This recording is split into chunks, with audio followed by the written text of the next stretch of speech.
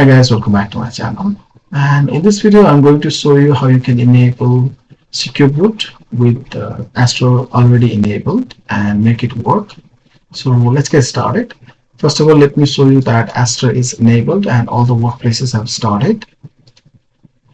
As you can see here, the workplaces have started and ASTER is enabled. And also let me show you system information, which shows that secure boot is currently disabled in my BIOS. And it's a UEFI BIOS, so secure boot state is off right now.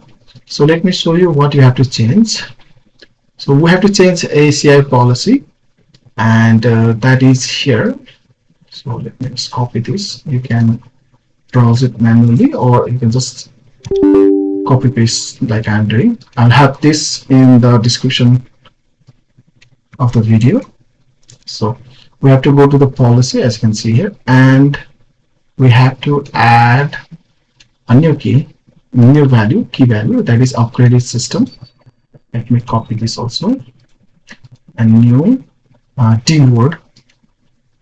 Paste it. Okay, so upgraded system, and change the value to 1, decimal 1. And once you have set it, turn off the computer or reboot the computer and enable secure boot from the BIOS and turn on the computer or let it boot.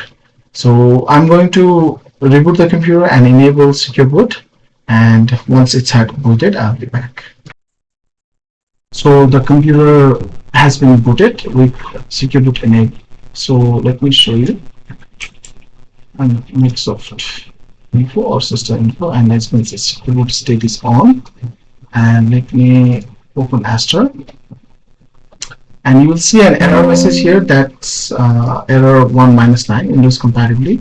This is because secure boot is enabled. The UI is giving you the error, but the workplaces will work.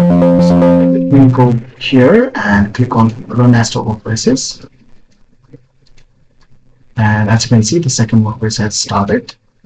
This happens sometimes when there's an error in the UI, but this is slated to be resolved in upcoming future release ASTER 2.70,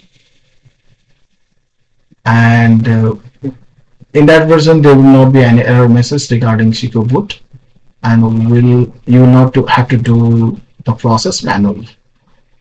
So that's about it for this video, and if you have any question regarding running ASTER with secure boot enabled, then don't forget to mention in the comment below. And if you have any question, then reach out to me in WhatsApp or Telegram.